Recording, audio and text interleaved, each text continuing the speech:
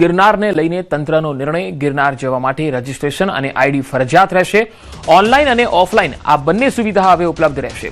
સિંહે બાળકને ફાડી ખાવાની જે ઘટના બની હતી ત્યારબાદ વ્યવસ્થાના ભાગરૂપે આ નિર્ણય લેવાયો છે, જેથી જે લોકો गिरनार જવા માંગે છે તેમણે હવે ઓનલાઈન કે ઓફલાઈન બુક કરાવવું પડશે, રજીસ્ટ્રેશન કરાવવું પડશે, ત્યારબાદ જ તેઓ गिरनार જઈ શકશે। તો गिरनाરમાં प्रवासीओनी संख्या, यात्रिकोनी संख्या पण खूब वधारे होय छे अने घणी वखत यात्रीओ जाय छे परंतु सुरक्षा कर्मीओने ख्याल नथी होतो अने घणी वखत सिंहनो शिकार पण थई जतो होय छे, सिंहो हुमला करता होय छे।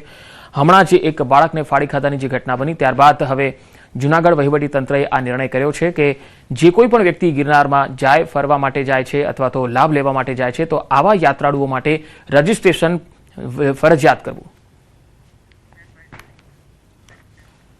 जो कि गिरनार चढ़वा माटे हवे नोंधणी जरूरी है और नोंधणी शुरुआतना प्रथम दिवसे ज फियास्को जोवा मळ्यो। गिरनार पर फरजियात रजिस्ट्रेशननो फियास्को थई गयो। आजथी रजिस्ट्रेशननी प्रक्रिया शरू ज न थई। भक्तो नोंधणी वगर ज चढ़ उतर करता जोवा मळ्या। इन अने आउट क्यूआर कोड हजू लगावायो नथी। प्रवासीओ रजिस्ट्रेशन करवा उत्सुक देखाया। व्यवस्था न होवाथी आ हालाकी छे। रजिस्ट्रेशननी प्रक्रिया गूंचवणयुक्त छे। वेकेशन अने दिवाळीना समयमां रजिस्ट्रेशननी मुश्केली थई शके छे। वहीवटी तंत्रए जाहेरात करी छे परंतु व्यवस्था न होवाथी प्रवासीओ मुश्केलीमां मुकाई रह्या छे। तो नोंधणी तो करवानी फरजियात कर दी। पर्वत चढ़ के नीचे आए, गिरनार पर्वत गए थे, कुछ तंत्र के लोग यहाँ पे थे, कुछ एंट्री कुछ करवाई? नहीं, कुछ नहीं। पूरा बताओ ना क्या एंट्री? कुछ एंट्री करवाई नहीं, यहाँ पे चेकिंग हुआ और हम लोग रात को ऑलमोस्ट 10-11 बजे चालू किया चढ़ने के लिए और ऑल दो हम लोग 4 बजे तक ऊपर पहुंच गए थे गुरु शिखर पे और हम लोगों ने आराम से दर्शन कर लिया और नीचे अभी उतरने के लिए चालू हो गए। ऊपर से नीचे तक कुछ रजिस्ट्रेशन टीम के कोई नहीं, अभी तक तो कोई दिखा नहीं मुझे। क्या? नहीं, रजिस्ट्रेशन वगैरह कुछ नहीं किया। जो एंट्री होती है यहाँ पे नॉर्मली जो हमेशा चेक करते हैं प्लास्टिक वगैरह जो वैसे चेक किया है, बाकी ऐसे कुछ रजिस्ट्रेशन या कुछ पूछताछ वगैरह कुछ ऐसे किया है नहीं।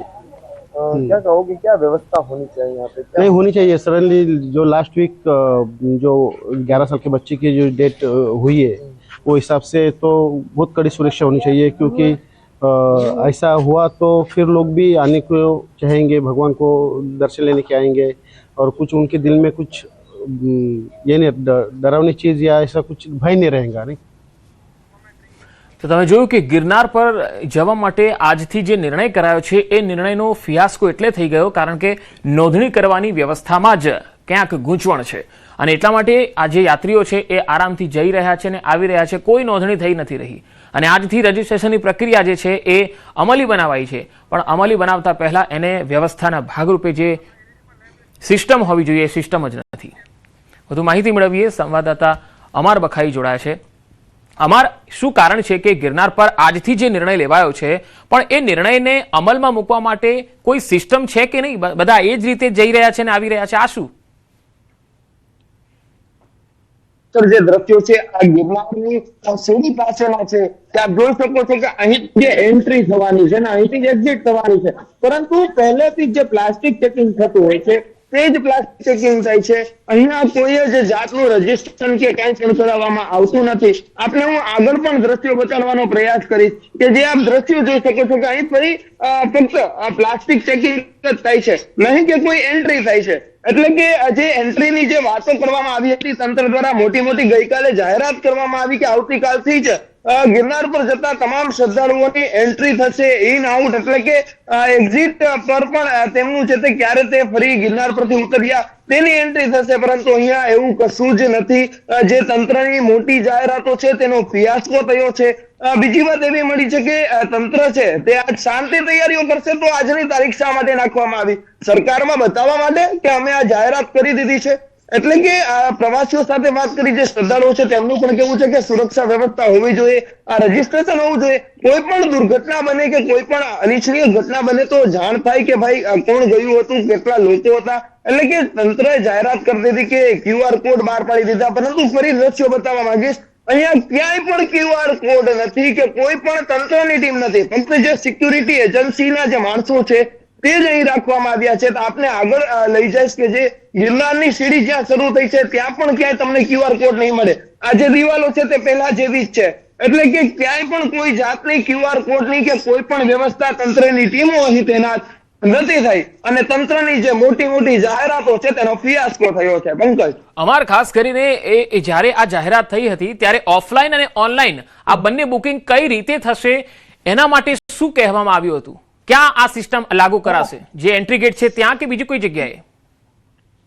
જે એન્ટ્રી ગેટ છે, આપણે અત્યારે એન્ટ્રી ગેટ પાસે જ ઉભા છીએ અને ત્યાંથી જ આ સિસ્ટમ લાગુ થવાની હતી. એટલે કે જે ઓનલાઈન રજીસ્ટ્રેશન છે તે મોબાઈલમાંથી જે શ્રદ્ધાળુઓ આવે છે તેના મોબાઈલમાંથી જ થવાનું હોય છે. આપણી સાથે શ્રદ્ધાળુઓ છે, આપણે તેમની સાથે વાત કરીશું. ક્યાંથી આવો છો? તમારું અહીંયા કઈ રજીસ્ટ્રેશન કે થયું છે? કઈ મોબાઈલમાં QR કોડ કે કઈ સ્કેન કર્યો તમે? અહીંયા કોઈ ટીમો રજીસ્ટ્રેશન ની કે છે? કોઈ તમારું રજીસ્ટ્રેશન થયું? તમે ઉપર જાઓ છો તો ક્યાંથી કર્યું રજીસ્ટ્રેશન? એ તો પ્લાસ્ટિક ચેકિંગ કર્યું ને, કોઈ રજીસ્ટ્રેશન? તો આ શ્રદ્ધાળુનું કેવું છે કે કોઈ જ રજીસ્ટ્રેશન નથી. અને ફરી પંકજ, આપને જે વિગતવાર માહિતી આપીશ કે જ્યાંથી શરૂ થવાનું હતું તે આ જે પોઈન્ટ છે, આ પોઈન્ટ પર અહીં ટીમ આવવાની હતી અને અહીંથી જે લોકો પાસે મોબાઈલ ન હોય તેને ઓફલાઈન રજીસ્ટ્રેશન અહીંથી જે ટીમ છે તે કરી દેવાની હતી અને ઓનલાઈન રજીસ્ટ્રેશન છે તે શ્રદ્ધાળુઓ જ કરવાના હતા.